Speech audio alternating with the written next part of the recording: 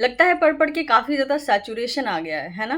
क्योंकि मुझे बहुत से ऐसे मेल रिसीव हो रहे हैं बच्चों के कि मैम कुछ ऐसा कह दीजिए या फिर कुछ ऐसा तरीका बता दीजिए बिकॉज़ अभी हम पूरा सैचुरेट हो चुके हैं।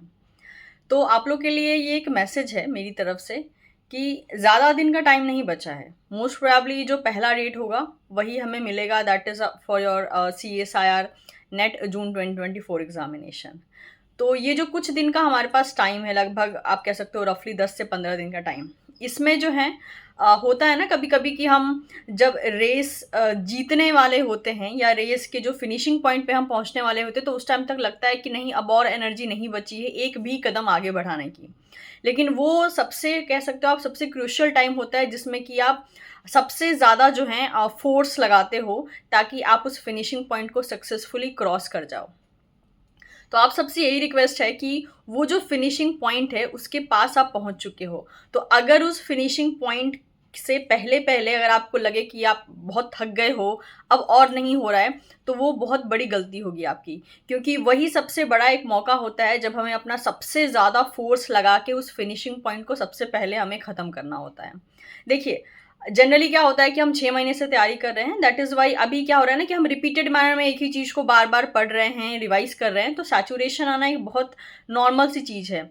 लेकिन सबसे बड़ी बात है कि जोश ठंडा नहीं होना चाहिए। अगर जोश आपका ठंडा हो जाता है, तो उस केस में चांसेस हैं कि आप जो है उतना अपना 100% नहीं दे पाओगे अपनी रिवीज़न या फिर तैयारी के टाइम में। इसीलिए ज़रूरी है कि आप अपने उस जोश को, उस आग को जला के रखिए, क्योंकि बस कुछ दिनों की बात है, हार्डली और जो है 2 हफ्तों की बात है, उसके बाद आपका एग्ज़ाम, मतलब आपके एग्ज़ाम का डेट आपके पास आ जाएगा, जिसमें कि आप इतने टाइम से जो आपने मेहनत की है, उस मेहनत को आप लगा पाओगे। और मेहनत का डायरेक्शन अगर सही रहा आपने, क्योंकि अभी तक कुछ बिगड़ा नहीं है, सच बोला जाए, क्योंकि अभी पेपर हुआ नहीं है। पेपर हो जाने के बाद कहते हैं कि हाथ में कुछ रहा नहीं हमारे। लेकिन अभी भी आपके पास मौका है कि अगर आपकी 6 महीने से तैयारी काफ़ी अच्छी है, तो आप इस 10 से 15 दिन के टाइम को जो है, या फिर आप कह सकते हो 2 हफ्ते के टाइम को आप नेग्लेक्ट मत कीजिए। सैचुरेशन आ रहा है, कोई बात नहीं, ब्रेक ले लेके पढ़िए, लेकिन पूरी पढ़ाई को छोड़िए मत, ठीक है? और इस वक्त पे आपका पूरा का पूरा ध्यान जो है एक स्ट्रैटेजिक बेसिस पे आपके रिवीजन में, और कौन कौन सी चीज़ें आपको इंक्लूड करनी चाहिए आपके इस रिवीजन टाइम में, उन सब चीज़ों पे होना चाहिए। जो भी ऐसी चीज़ है जो कि आपको अपने पाथ से डेविएट कर रही है, उन सब चीज़ों से थोड़ी दूरी बनाइए, क्योंकि कुछ ही दिनों की बात है।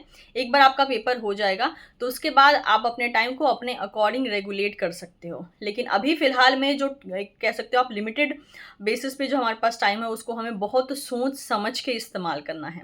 तो सैचुरेशन से कुछ नहीं होगा, सैचुरेशन अगर आ गया है तो सैचुरेशन से थकने से कुछ नहीं होगा। आपको पढ़ना होगा, आपको अच्छे से रिवाइज़ करना होगा, क्योंकि आप पढ़ेंगे, अच्छे से रिवाइज़ करेंगे, अच्छे से चीज़ों का इनपुट डालेंगे, तभी आपका आउटपुट जो है वो बेटर निकलेगा। तो मैं उम्मीद करती हूँ कि ये सजेशन काफ़ी बच्चों के लिए यूज़फुल रही होगी, स्पेशली उन बच्चों के लिए जो कि अभी फ़िलहाल में हताश फ़ील कर रहे हैं और उनको लग रहा है कि नहीं, और ज़्यादा जो है, मतलब हम इसको लेके नहीं चल पा रहे हैं, बहुत ज़्यादा सैचुरेशन आ गया है। तो बस गाइज़, आप बस फिनिशिंग पॉइंट के कुछ कदम दूर हैं, फिनिशिंग पॉइंट आने ही वाला है, और आपको पता है कि उस फिनिशिंग पॉइंट से पहले हमें अपना सबसे ज़्यादा ज़ोर लगा देना होता है। तो all the very best everyone, बहुत अच्छे से तैयारी कीजिए, आपका एग्ज़ाम बहुत नज़दीक है।